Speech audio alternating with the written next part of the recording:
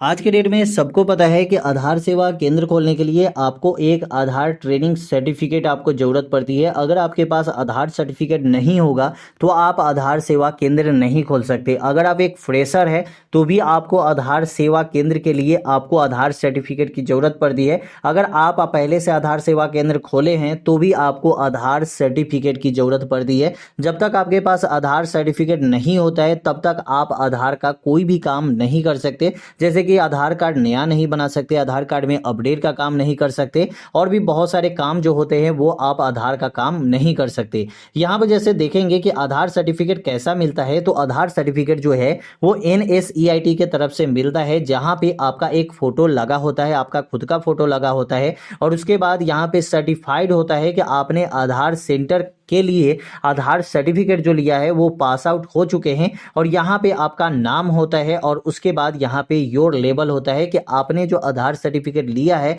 वो आधार सर्टिफिकेट किसका है। जैसे कि ऑपरेटर में जैसे कि आप अपडेट का काम कर सकते हैं, जैसे कि नया आधार कार्ड बनाने के लिए आपको सुपरवाइजर की सर्टिफिकेट जरूरत पड़ती है और उसके लिए आपको यहाँ पे लगभग 60 से 65 नंबर लाना पड़ता है, तब जाके आपको सुपरवाइजर की सर्टिफिकेट मिलती है। अगर आप 50 से 55 नंबर तक लाते हैं तो यहाँ पे आपको ऑपरेटर की सर्टिफिकेट मिलती है। 55 नंबर में आपको ऑपरेटर की सर्टिफिकेट मिलती है। वही आप 65 नंबर लाते हैं तो आपको यहाँ पे सुपरवाइजर की सर्टिफिकेट मिलती है। सुपरवाइजर अगर आपको सर्टिफिकेट मिल जाती है तो यहाँ पे आप आधार कार्ड नया भी बना सकते हैं और आधार कार्ड में अपडेट का भी काम कर सकते हैं और आधार कार्ड में बायोमेट्रिक अपडेट का भी काम कर सकते हैं। लेकिन वही अगर आपको अपडेट का काम मिलता है, ठीक है, ऑपरेटर की सर्टिफिकेट मिलती है, यहाँ पे सिर्फ और सिर्फ आप अपडेट का काम कर सकते हैं। अब दोस्तों बहुत सारे भाई का ये क्वेश्चन हमेशा रहता है कि हमें आधार सर्टिफिकेट अप्लाई करने के लिए, रजिस्ट्रेशन करने के लिए हमारा क्वालिफिकेशन की क्या ज़रूरत पड़ेगी। तो आपका मिनिमम जो क्वालिफिकेशन होनी चाहिए वो 12th पास आउट होनी चाहिए, तभी जाके आप आधार सेंटर के लिए, आधार सर्टिफिकेट के लिए अप्लाई कर सकते हैं। ठीक है, तो सबसे पहले आधार सर्टिफिकेट अप्लाई करने का पूरा प्रोसेस हम यहाँ पे बताने वाले हैं, तो वीडियो का एक भी स्टेप आप मिस नहीं कीजिएगा। ठीक है, यहाँ पे दोस्तों जब आप देखेंगे तो welcome to Aadhaar training testing and certification portal, मतलब कि यहाँ पे ट्रेनिंग भी होगी, टेस्टिंग भी होगी, क्योंकि ट्रेनिंग के बाद आपका एग्जाम होगा और उसी के बाद आपकी यहाँ पे सर्टिफिकेट मिलेगी। ठीक है, ये कहाँ से मिलेगी तो NSDC के तरफ से और दूसरा यहाँ पे है वो है NSEIT के तरफ से। तो अगर आप आधार सेवा केंद्र खोलना चाहते हैं तो आपके पास NSEIT का ही सर्टिफिकेट होना चाहिए। यहाँ पे NSEIT का सर्टिफिकेट कैसे मिलेगा, तो इसके लिए अप्लाई करने का प्रोसेस बहुत ही आसान है। यहाँ पे दोस्तों देख सकते हैं कि NSEIT वेलकम टू आधार, इसके लिए आपको गूगल पे आना है। अगर आप मोबाइल से भी अप्लाई करना चाहते हैं तो मोबाइल से अप्लाई कर सकते हैं। यहाँ पे आपको सर्च करना है आधार एग्जाम। जैसे ही दोस्तों आधार एग्जाम सर्च करेंगे तो फर्स्ट वाला ही ऑप्शन यहाँ पे आएगा, वेलकम टू लॉगिन पेज। यहाँ पे आपको क्लिक कर देना है। लॉगिन पेज पे जैसे ही आप आएंगे तो यूजर ID और पासवर्ड आपसे मांगा जाएगा और यहाँ पे आपको देखा जाएगा कि आधार वेलकम टू आधार और ट्रेनिंग एंड टेस्टिंग सर्टिफिकेशन। ठीक है, मतलब टेस्टिंग एंड सर्टिफिकेशन मतलब कि यहाँ पे आपको एक एग्जाम होगा और उसके बाद यहाँ पे आपका सर्टिफिकेट प्रोवाइड हो जाएगी एट ए टाइम। 5 मिनट में आपका सर्टिफिकेट जो है मिल जाएगा। जैसे ही आप एग्जाम क्वालिफाई करेंगे 2 से 3 मिनट 5 मिनट में आपका सर्टिफिकेट यहाँ पे मिल जाता है। ठीक है, अब दोस्तों यहाँ पे आपको यूजर ID और पासवर्ड आपसे मांगा जा रहा है, तो आपके पास यूजर ID और पासवर्ड तो होगा नहीं, तो इसके लिए आपको क्रिएट न्यू यूजर पे आपको क्लिक करना होगा।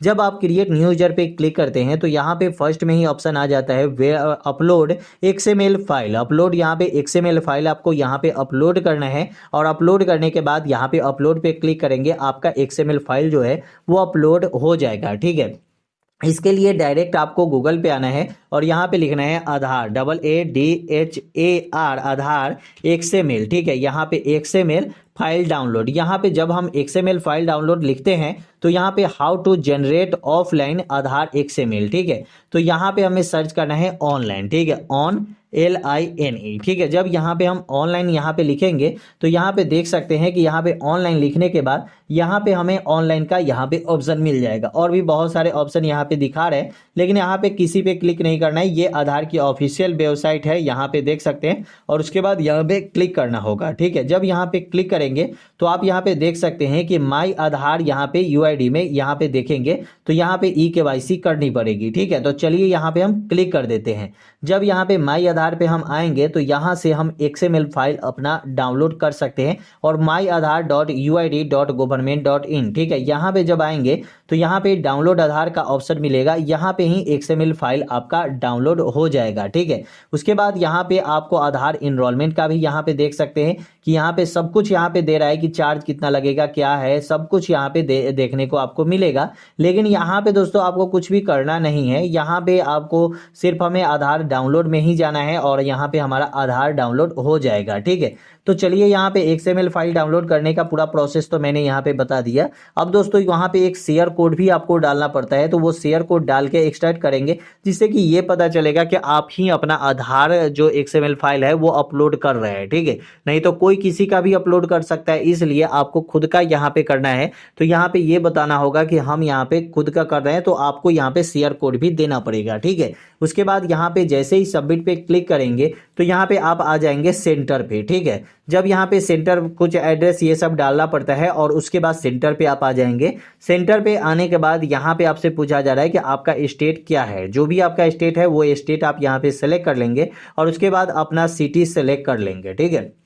जब यहाँ पे सिटी सेलेक्ट करेंगे तो आपको यहाँ पे टेस्टिंग सेंटर आपसे पूछा जा रहा है। जैसे कि हम यहाँ पे आपको लाइव प्रूफ ही दिखा दे रहे हैं। यहाँ पे जैसे कि कोई भी मैं मतलब यहाँ पे चूज किया, ठीक है। तो यहाँ पे देख सकते हैं कि हमारा NSCIT लिमिटेड डॉट यहाँ पे जो भी हमारा स्टेट डिस्ट्रिक्ट में होगा, कोई भी NSCIT का जो मतलब ऑफिस होगा, वहाँ पे जहाँ पे हमारा एग्जाम होगा तो वहाँ पे हमारा ये ऑफर आ जाएगा, ठीक है। उसके बाद यहाँ पे टेस्टिंग डेट भी आपसे पूछा जा रहा है कि किस डेट में आप यहाँ पे एग्जाम देना चाहते हैं। तो यहाँ पे देख सकते हैं कि आपको 3 डेट दिया जाएगा। जिस डेट में आप फ्री होंगे वो डेट आप यहाँ पे सेलेक्ट कर लेंगे और यहाँ पे सबमिट पे क्लिक करेंगे।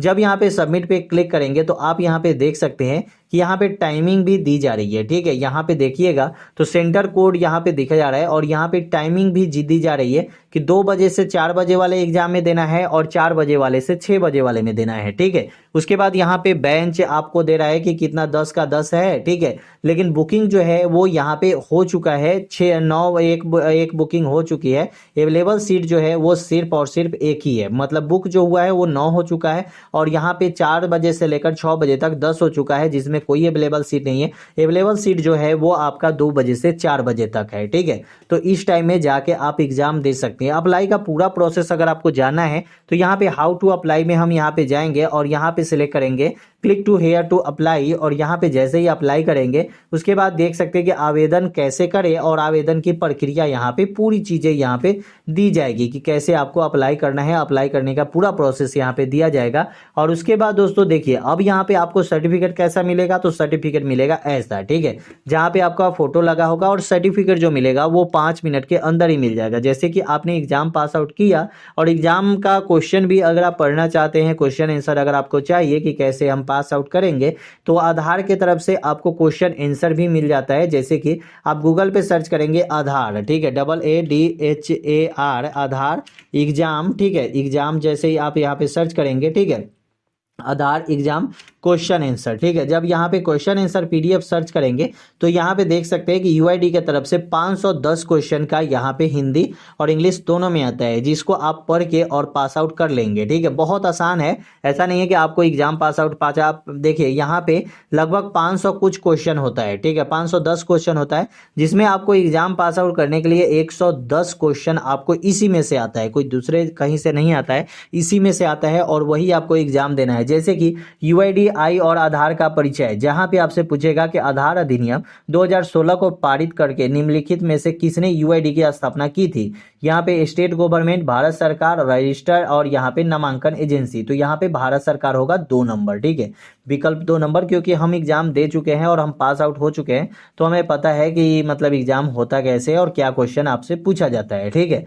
तो यहाँ पे ये हो गया और उसके बाद फॉर्म भरना बहुत आसान है। फॉर्म भरने का पूरा तरीका मैंने यहाँ पे बता ही दिया है और सर्टिफिकेट में आपका यहाँ पे सर्टिफाइड रहेगा, ठीक है। उसके बाद आपका नाम रहेगा और आपका जो भी लेवल है वो रहेगा और उसके बाद जो भी आपका सर्टिफिकेट नंबर है वो रहेगा। आपकी एजुकेशनल क्वालिफिकेशन क्या है और किस लैंग्वेज में आपने एग्जाम दिया है वो सब कुछ यहाँ पे आपका रहता है। तो चलिए यही बताना था इस वीडियो में। वीडियो कैसी लगी कमेंट में जरूर बताइएगा। अगर वीडियो अच्छा लगा आपको तो चैनल को सब्सक्राइब कर लीजिएगा। फिर मिलते हैं अगले वीडियो में।